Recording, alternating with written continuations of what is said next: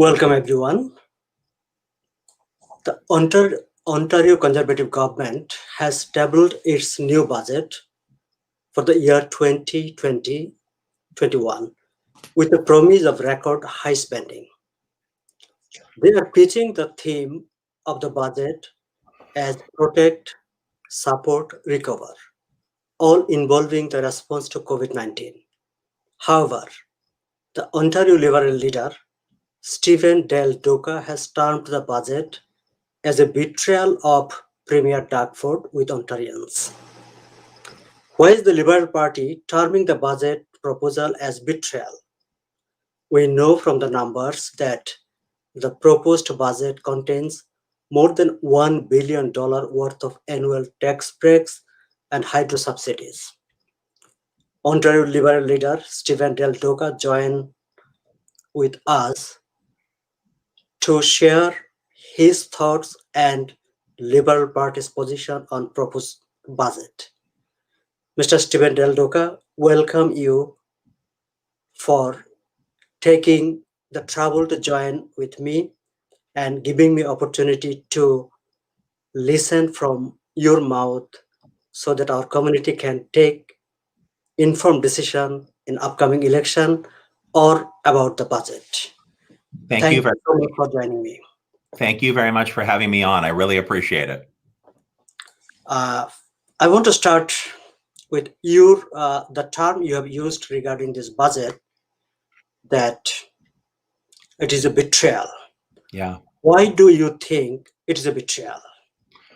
So I think that Doug Ford had a really great opportunity in last week's budget to help protect the most vulnerable people that we have right now in Ontario, people who are vulnerable because of the pandemic, and frankly, many who were vulnerable before the pandemic. And so there are three categories of people that I think in particular Doug Ford betrayed. So number one, and the top priority for me, are our seniors, our aging parents and grandparents who are living in nursing homes in the GTA and right around Ontario. And we've seen over the last 8 months that it's our seniors who've been the most vulnerable. By far, most of the COVID-19 deaths have taken place in long-term care. We all saw the heartbreaking stories about how ugly the circumstances were when the Canadian Armed Forces released their report about the homes they were in back in May. And in this year's budget, Doug Ford had a chance to prove to those seniors and to their grieving families and to the personal support workers working in those homes that he was really on their side, and he failed. So as one example, it's a horrible betrayal of our seniors to know that Doug Ford did not step up with anything real or meaningful to urgently help their situation get better. So that's one example. I would say the other two examples very quickly are the students that we have who are attending publicly funded schools right around Ontario, including, by the way, the two young daughters that my wife and I are raising. Our older daughter's in grade 8, our younger daughter's in grade 4. There are more than 2 million young kids who go to schools across Ontario. And for months, I've been calling on Doug Ford to make sure that their class sizes remain small so the students can sit 6 feet apart, so that teachers, students, education workers, and the students' parents can have the kind of peace of mind and be kept safe. There was nothing in last week's budget to help make class sizes smaller and protect the students. And then lastly, really quickly, there are tens of thousands of workers, many people of color and women and Black people and Indigenous Ontarians who have been battered very badly during the pandemic. They've lost their jobs or they're being underemployed. And I saw nothing in this budget that's going to help those people. So those are three categories of very vulnerable Ontarians that Doug Ford has betrayed. Well, when you were talking about your kids, let me to share my experience with you. Okay. Well, it is an appreciable step that government is offering every parent of a child up to the age of 12 another $200 payment, similar to what was done in March. We agree that this amount of cash money will help families in need. But if we consider the education of our children this year, it is still a mess. Yeah. My 8th grade daughter asked me, we have lost our school hours during the beginning of the school year because of teacher strike. Yeah. Now we are losing our education because of shortage of teachers Yeah. and other resources. So in the budget, we did not find any specific allocation to assure my daughter, saying, look, there are steps. The government has come forward with a specific budget and plan. Would you kindly explain what you will answer to this eighth grade kid? Yeah, absolutely. And so your child and my child are in the same grade and they're having the same experience, which is that it's very clear to me as a father, to me as a politician, and frankly to the I've spoken now with hundreds of parents around Ontario during my touring, both before the school year started and after, and parents have terrible anxiety and concern because they know that their sons and their daughters are not being given the very best chance to be successful in school this year. And let me just be really clear, it's a pandemic. So we all knew that it was going to be tough to reopen schools safely. But the fact of the matter is that, as you pointed out, Doug Ford demonstrated before the pandemic, before we were ever dealing with this pandemic, that he did not value or prioritize public education. And we know that because, as you mentioned, the strikes and the labor disruptions that were there before the pandemic ever came about. And then since the pandemic came about, they had from March, when schools were first shut down, all the way until September. They had months to prepare for this, to make sure the funding was in place, to keep class sizes small, and to give me and my wife and you and your family peace of mind to know that your kids could be safe. And they failed. And here we are now in November, and I'm still calling on Doug Ford to do the right thing. When you're a premier of Ontario, one of your two most important responsibilities is getting public education right. And Doug Ford, again, has demonstrated from the very first day he became premier that he does not value or prioritize public education, and that's not good enough. The proposed budget contains more than $1 billion worth of annual tax breaks and hydro subsidies that will flow to business even when the COVID-19 pandemic is over. Is not something beneficial to the people of the province? That's right. You're 100% right. And so the really interesting thing for me is that, you will remember, and I'm sure your audience will remember as well, that back in 2018, when Doug Ford was campaigning to be premier, when he was asking you for his vote, he told the people of Ontario, he looked into the camera and told all of the people living in Ontario, if you elect me, I will reduce your residential electricity bills by 12%. Since 2018, before the pandemic, those electricity bills, on average, the residential bills that you and I, your family pays and my family pays, have actually gone the other way. They've gone up. And in this budget, Doug Ford introduced a bunch of subsidies to help large businesses. By the way, not small businesses, but large businesses do better on their hydro bill.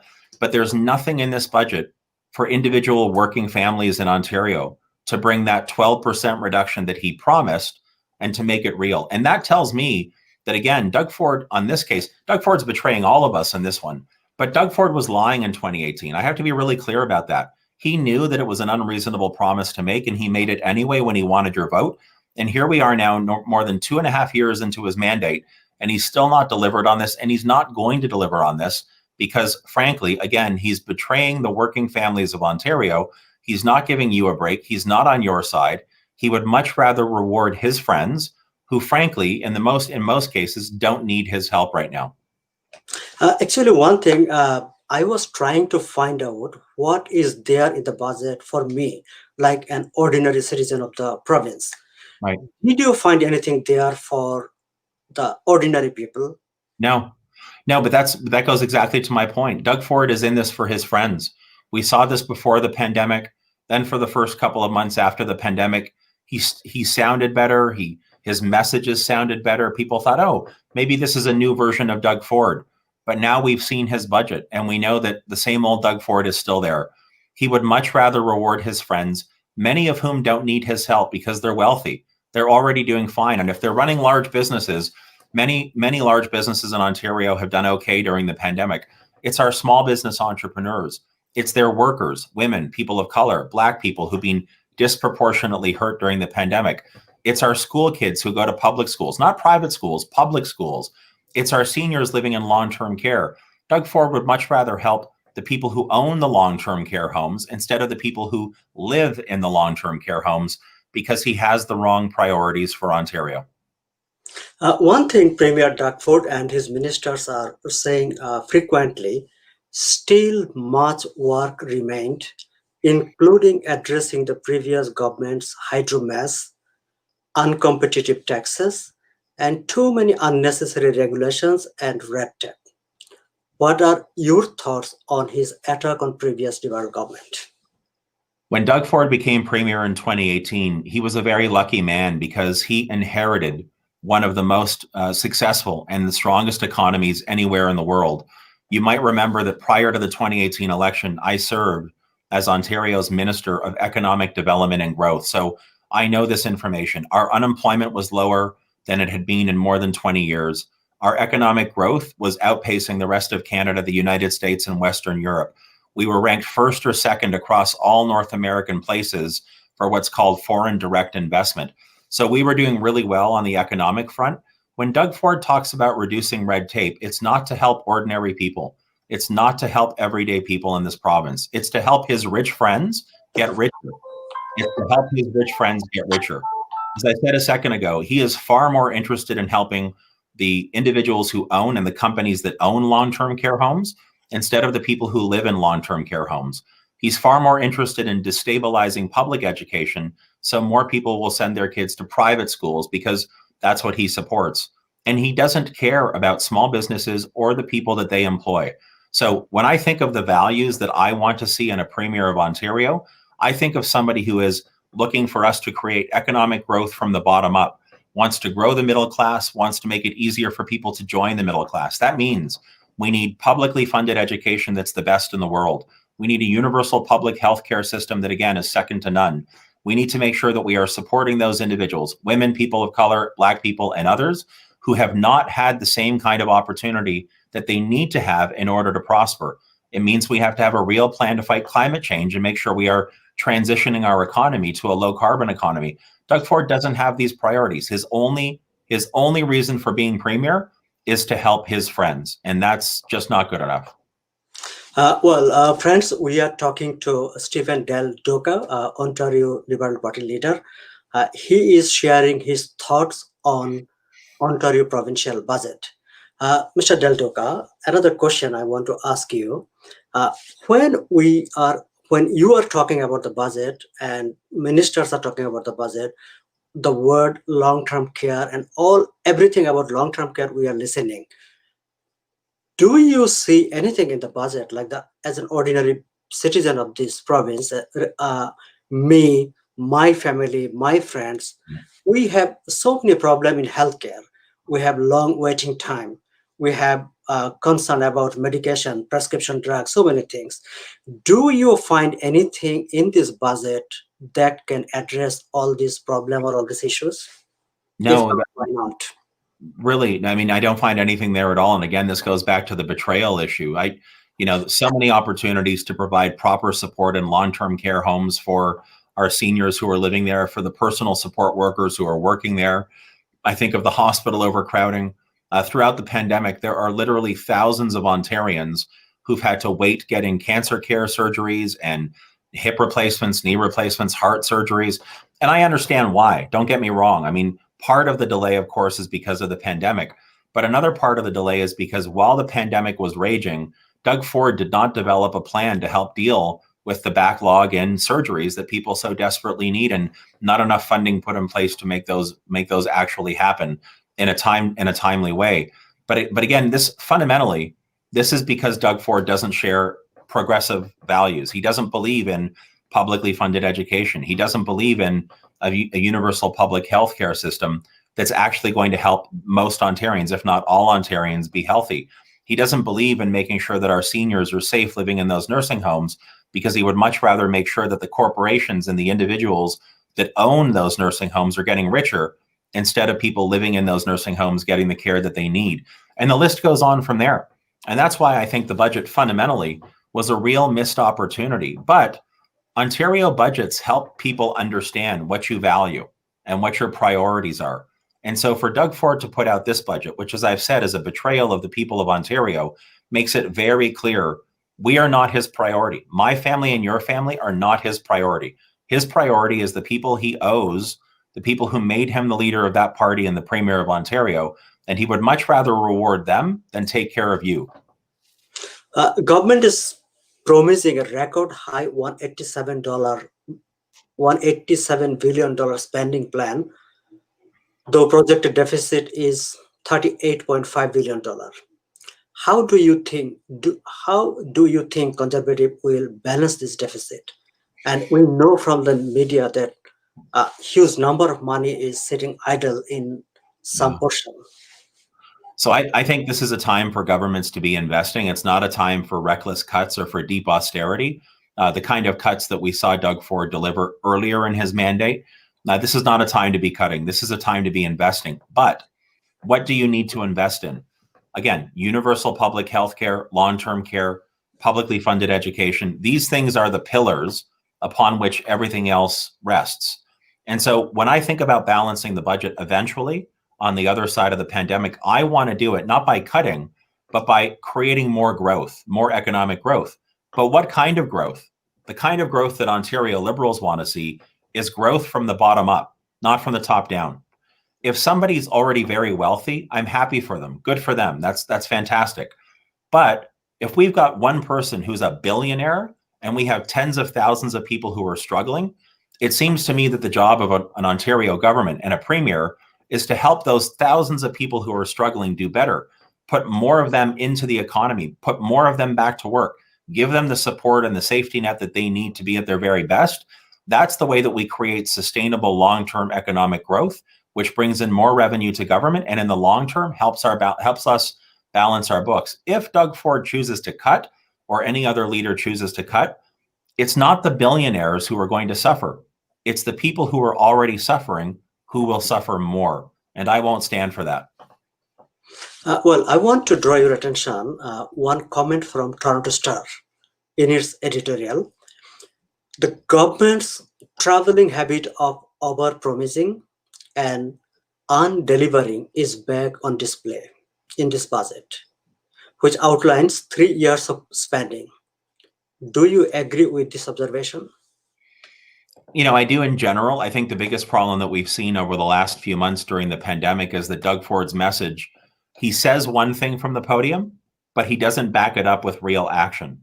So, to a lot of Ontarians, it sounds good. Maybe Doug Ford has changed. Maybe he's different. Maybe he realizes that the way that he behaved in the first 2 years was bad. But the real Doug Ford is still there. And we see evidence of that in the budget because he is so determined to help his friends instead of helping people who need his support and the government's support the most. So it's one thing to talk a good game, but you need to back that up with delivering real action, real positive progress, real outcomes. And Doug Ford is not doing that. Now, if you were the premier, and I know in coming election, you are hoping to be the premier of this province, what would you do in this budget? What would be your priorities for the Ontarian? Yeah, absolutely. It's a great question. So the number one priority is the improvements to long-term care need to be urgent and they need to be immediate. So it's not good enough to say that the way Doug Ford has said it, over 5 years, we're going to improve the standard of care. We can't wait 5 years. Our seniors, our parents and grandparents living in those homes cannot wait 5 more years. That's got to be something that happens over the next 6 months, 12 months, 18 months. So that's number one, an urgent priority, all hands on deck. We have to make sure that happens. Secondly, in those nursing homes, the personal support workers need to earn a living wage. They do heroic work. It's not easy to do that job. They need to get compensated or paid properly for the work that they do. And the raise that Doug Ford is giving them is actually scheduled to end in March of next year. I believe that raise should be permanent. I believe they should be earning at least $4 an hour more ongoing, not just for the next couple of months. Next, in publicly funded education, I think we need to invest significant resources to keep class sizes smaller, to provide more mental health support in schools because everybody is suffering from pandemic fatigue, to make sure both the students and the educators are safe when they're in school. I think we need to provide more funding support to schools so they can update the buildings themselves, heating, ventilation, air conditioning, make sure the schools are kept clean with more custodians. I think when we move into what I talked about a second ago, small businesses, particularly in the tourism and hospitality sector, have been very hard hit. I think there should be a sales tax holiday for small businesses that have been very hard hit over the next number of weeks. I think there are other ways to reduce the burden that those small business entrepreneurs are feeling. And at the same time, we need direct supports for those individuals who've lost their jobs or been displaced because of the pandemic. And in particular, women, people of color, Black people who really are on the sidelines and are not able to share in all of Ontario's opportunities. We would conclude now. Before we conclude, Mr. Del Duca, what you want to tell to Bangladeshi community people in Ontario? Well, first, I want to say thank you for having me on today. I really appreciate this opportunity, and I do look forward to being back in the near future. I would say my message to the Bangladeshi community is, look, I know how tough the last 8 months has been for everybody in Ontario. We are all suffering from a great deal of pandemic fatigue. It's easy to fall into this idea that it's never going to get better. But I want everyone to know it is going to get better. We just need to do our part. We need to listen to the public health leaders, not the politicians, the public health leaders who are telling us, stay 6 feet apart, wear your masks, wash your hands, listen to that advice, stick with that advice. If we do this, because I have incredible faith in the people of Ontario, if we do this over the next weeks, the next couple of months, we will get to a good spot. We're going to get through this pandemic. And on the other side, working together, we're going to build a recovery that's sustained and successful and resilient, because that's what Ontarians do. When the chips are down, we find a way to work together and figure it out. And I have every confidence that we will. So in the meantime, I hope that everyone stays safe and healthy. And I thank you again for this opportunity. Thank you so much, Mr. Del Duca, for giving us opportunity to hear from you about proposed budget and your thought. Friends, thank you so much who listened us. We invited Mr. Del Duca, Ontario Liberal Party leader, to hear from him his and his party's thoughts on proposed Ontario budget. Thank you so much for joining with us. Thank you. Thank you.